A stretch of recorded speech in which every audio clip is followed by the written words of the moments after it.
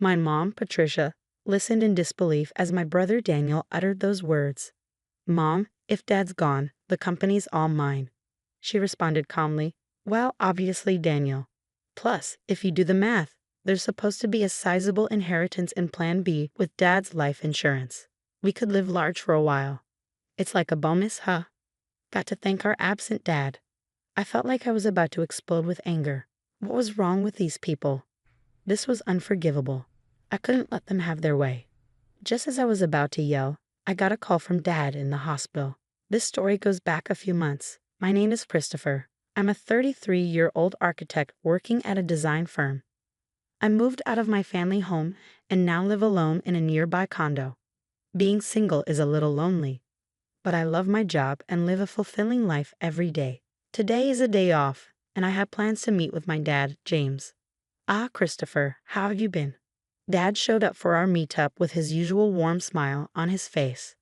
Dad, long time no see. Have you lost some weight? Running a business must be tough work. Keeps me busy, but I'm doing well. Let's get going. I occasionally meet up with my dad like this to catch up over a meal.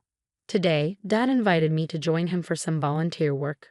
We're at a small children's care facility on the outskirts of town. Hello, Mr. Smith. James, Christopher. Hello and thank you for coming today. We were greeted by the friendly face of the elderly director. Dad and Mr. Smith were chatting away warmly. Turns out, my dad grew up in this facility. After leaving it, he put himself through college and started his own architecture firm. Even without any relatives to rely on, he made it on his own efforts, and I've always admired him for that. On his day off, Dad often invites me to volunteer at the facility with him. Since we both have backgrounds in architecture, we can repair furniture and playground equipment. James, Christopher, you've helped a lot today. After finishing our repairs on beds, chairs, and swings, Mr. Smith thanked us as we were leaving. I felt good about making a difference, and for Dad, visiting Mr. Smith, who's like a father to him, must be important. As we strolled side by side, contemplating where to grab a bite, a sleek black luxury car pulled up next to us. The window rolled down, and out popped my mom. Behind the wheel was my brother Daniel. Well, look who it is, back from the care facility again, Mom said, her tone dripping with sarcasm. It's embarrassing to have a dad without parents. Can we stop this already, Mom? Let's go, my brother spoke, chomping on his gum. I wanted to retort to tell him that he should be the embarrassed one, an adult with no stable job and dyed hair. But I held back. There was no point in saying anything to these people. It would be a waste. Daniel and I are going to dinner. You two can grab some fast food and don't forget to fold the laundry, all right? Patricia, my mom, responded without waiting for a reply. Without another word, she rolled up the car window, and they drove off. Dad and I just watched them go, saying nothing. Mom and my brother looked down on Dad, belittled him at every turn. Honestly, Mom might be beautiful on the outside, but that's about it. The reason they can do all this is that they're basically living off Dad's income. They've been trash-talking him for as long as I can remember, saying he's a deadbeat from an orphanage, that he has no ambition or excitement in his life. They probably only see Dad as a wallet that listens to their every demand. What's worse, my brother Daniel eats all of this up and joins in on making fun of Dad. Our family has 2 kids, but Mom has always lavished her love only on Daniel. She's pretty much ignored me, giving Daniel whatever he wants whenever he wants. Thanks to that, Daniel still clings to Mom like a child. Even in his 30s, he still calls her mommy and lets her dictate even what he wears and eats. When I heard that Mom accompanied him to every driving lesson, I was floored. I said to my dad, breaking the silence, "Isn't it hard living with those two?" I asked my dad that question. "I'm used to it. Besides, they're still family. I have to do what I can," Dad said in a lonely voice before heading back to the house he shares with Mom and Daniel. All I could do was watch him go. A month passed. I got a call from Mom saying that Dad had collapsed, so I rushed to the hospital. Dad, who looked even more fragile than a month ago, responded, "I got some tests done, and they found cancer. Apparently, it's pretty advanced." My dad had been diagnosed with progressive stomach cancer. According to the doctors, he had about 3 months to live, give or take. I never thought this day would come. I couldn't fathom how this could happen, especially since he's only in his 60s. Even my mom was visibly shaken. Why did you let things get to this point? You and Daniel have been pushing Dad too hard. You know he's been stressed out, I exclaimed. Christopher, how dare you speak to your parents like that? You're nothing like Daniel. And what is Daniel doing in a time like this? Off gambling again. Mom interjected, her voice filled with disappointment. While Mom and I were arguing, Dad spoke up quietly. Both of you stop. I'm fine. Go home for today. Dad, I'm sorry. I'll be back, I said as I left the hospital room. But between my worries for Dad's health and the shock of his prognosis, I couldn't sleep at night. After that, I took on the responsibility of bringing Dad a change of clothes and doing his shopping as he requested. Sure enough, neither Mom nor my brother lifted a finger. Still, I wanted to make Dad's time as comfortable as possible. I popped into his hospital room during breaks from work and took care of him for 2 months. Then, one day, when I went back to my parents' house to grab some of Dad's belongings, I overheard Mom and my brother talking in the living room. Mommy, once Dad is gone, the business is all mine, right? Stunned by my brother's words, I listened more closely. That's when my mom chimed in, Daniel, it's not a given. Besides, if you do the math, there should be around $2 million in inheritance. Wow, that's awesome. Maybe I should buy another car. Why not? You'll be the company president, so you should drive a nice car. Thanks to his life insurance, we can live a little lavishly for a while. It's like a bonus. Got to thank Dad for not being around, Mom said casually. I felt like I was going to explode with anger. What kind of trash were these people? Unforgivable. I couldn't let them get their way. Just as I was about to unleash my anger, I received a message from Dad. Christopher, can you come to my hospital room alone? I managed to contain my emotions and went to see my dad. He had lost even more weight recently and his complexion looked bad. Christopher. Thank you for always being there, I said to my dad as I sat next to his bed. What are you talking about, Dad? Just tell me what I can do to help. I replied, trying to keep my voice steady. Dad hesitated for a moment before speaking, his words heavy with importance. There's something important I need to talk to you about, he began. I listened quietly, holding back the tears, as I responded, visiting hours are almost over, so I'm going to head out. But about what we discussed, Dad, just focus on taking care of yourself for now. Ah, thank you, Christopher. See you later, he said weakly. In the end, that was the last conversation I had with my dad. He took a turn for the worse shortly after and passed away the next day. I held my emaciated father's hand in the hospital room and cried. My mom and brother also put on a show of tears, but only this time, things got pretty tough. After that, Mom was technically in charge of the funeral, but of course, she didn't lift a finger. Instead, she showed up at the funeral all dolled up in makeup and tried to cut corners on the costs. He doesn't even have any relatives. Why not keep it simple? Dad's co-workers and business associates are coming to the funeral. Don't embarrass us with that kind of talk, she remarked. Today, while getting his necktie tied by Mom, Daniel chimed in, just do what Mom says. Don't waste money on a dad like that. Daniel, just be quiet. If it's about money, I'll handle it. At least let me give Dad a proper send-off, I said firmly. So I ended up taking charge of the entire funeral. It seemed Dad was well loved by many people. Lots of folks came to pay their respects, which made me really happy.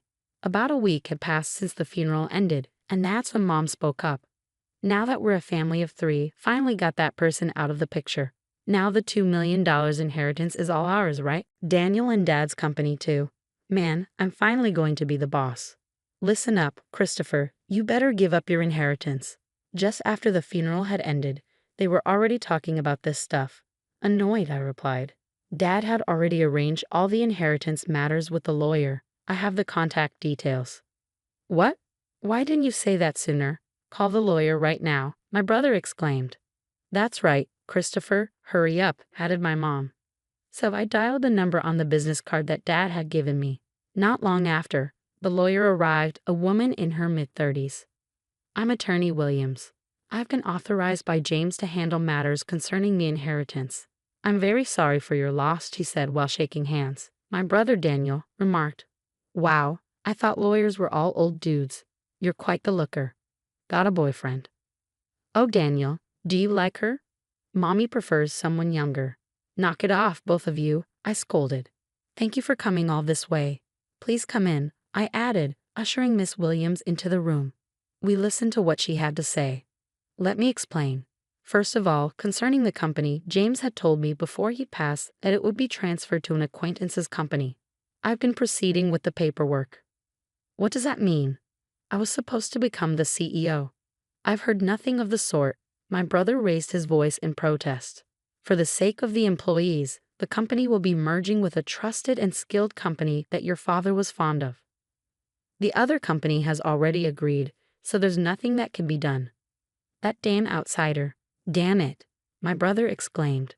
My mom hurriedly chimed in, Daniel, calm down. The inheritance is ours, right? It should be around $2 million, shouldn't it? Miss Williams answered matter-of-factly, no, there's nothing like that. The company was not doing as well as you think, and any remaining assets have been used to prepare for the company's transfer. What? What about our money? There should be $2 million coming in. Mommy, what's going on? I questioned. Patricia has received a substantial life insurance payout. She has left a will expressing the desire to gift that money, Miss Williams explained. My mom interrupted. What are you talking about? We've already spent that on a new. The lawyer mentioned Dad's multiple insurance policies. Right then, the question about other life insurance payouts arose. What about those other payouts regarding life insurance? I asked. James had canceled all policies before he passed. All I know is that the money was used up, Miss Williams replied. What? Where did all the money go before he died? Damn it, was he planning to leave us without a dime? I muttered in frustration. I watched as Miss Williams left and my mom and brother lost their composure. As she left, she said, It's tough, isn't it? All I could do was give her a forced smile in return.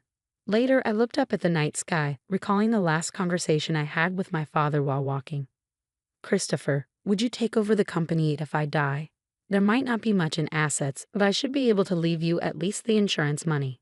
There should be enough of that, Dad had said. What are you talking about, Dad? You were the only one in the family who was kind to me. I wanted to leave something for you, at least, Dad. I respect you for building the company from scratch with your own hard work. I want to make it on my own too.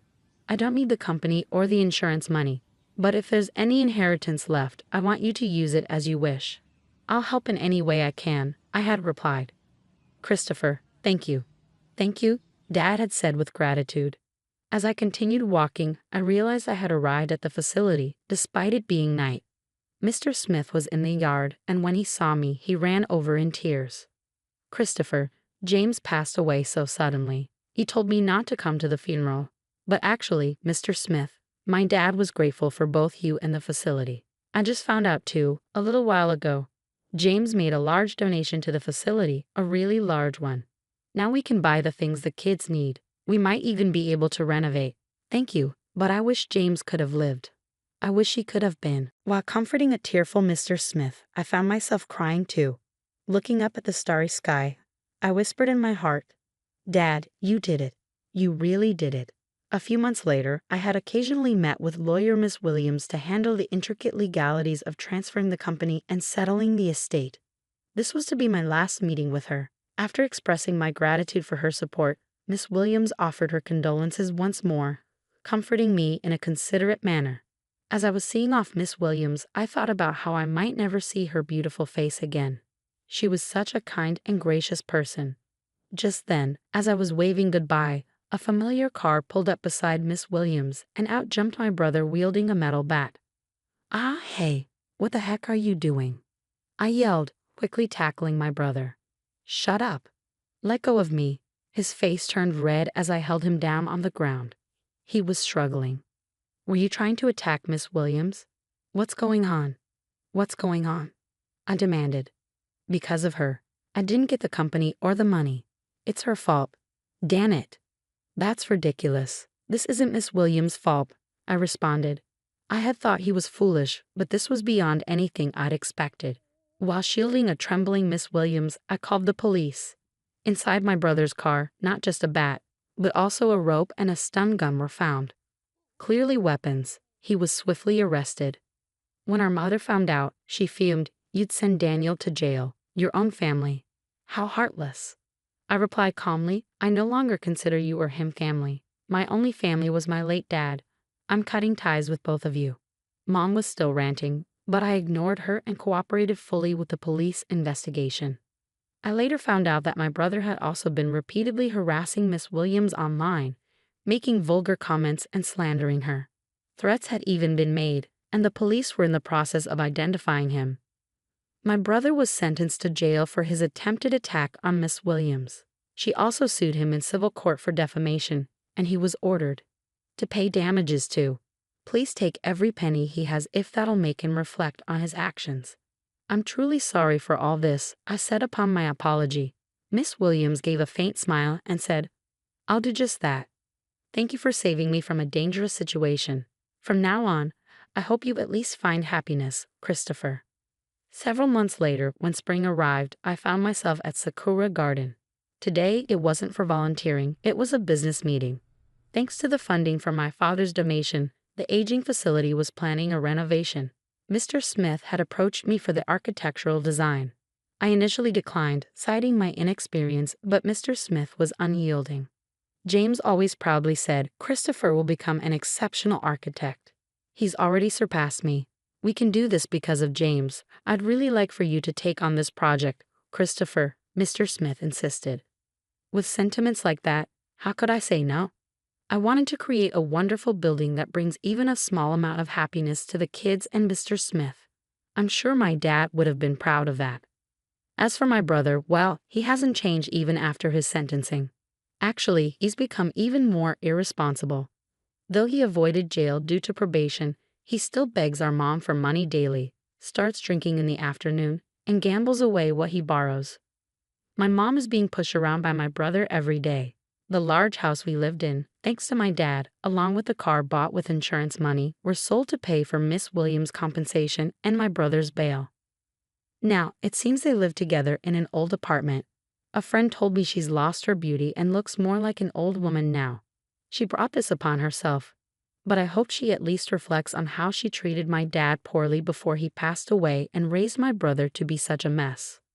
One last thing. I'm going to marry Miss Williams, the lawyer, soon. She told me in confidence that she felt attracted to me after I saved her from my brother's violent behavior. She's a bit on the serious side, but I really love her for her kindness and dependability. From here on, I aim to work hard and be like my dad, building a warm and loving home.